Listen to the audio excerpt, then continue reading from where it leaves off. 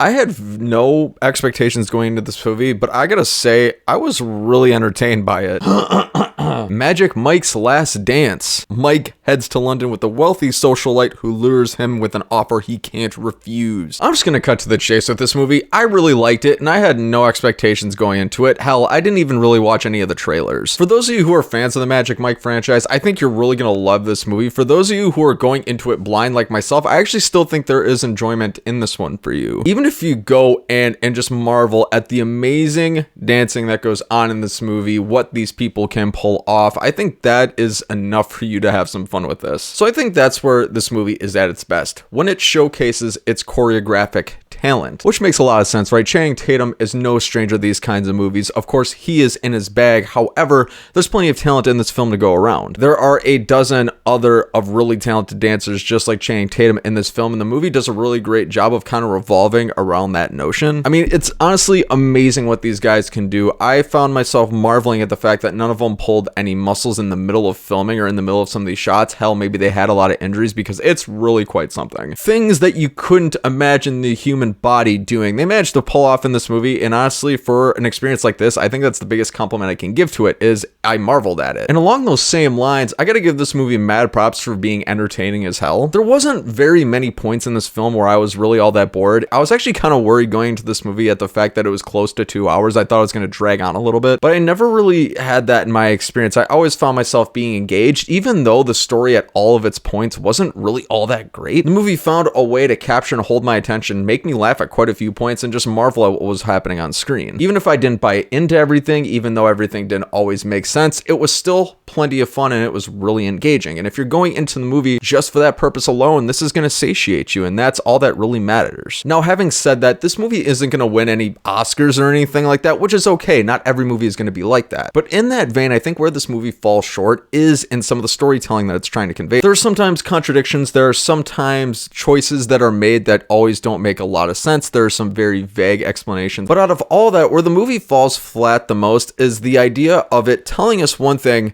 but not getting us to really believe it in its script. I'm being vague here to avoid spoilers, but the movie will tell us repeatedly that it has this one single belief or this one single thing that's going on between characters, but at the same time, with the acting and the performances that are going on screen, you don't really believe it. Whether it be romance between characters, whether it be consequences that are ensuing because of certain events going on, or when characters claim that one particular thing is going on, but they're conveying the exact opposite. It's a really strange contradiction that can be a little tough to get past. It would be like if I told you that I love you every single day, but yet I was screaming at you every other second of the day. It's a really weird contradiction, right? You'd think I would hate you, but no, I'm saying that I love you. It messes with your head. And that in itself can leave the movie feeling a little bit hollow, because it really undermines a lot of the conflicts that go on. And the movie is kind of reaching for additional artificial conflict that just doesn't really work or is not really believable at all. And it doesn't undermine the entertainment value of the movie. However, to take it as a really good story becomes a lot more difficult. It becomes more of a spectacle viewing that is a lot of fun rather than a movie that you're trying to take too seriously,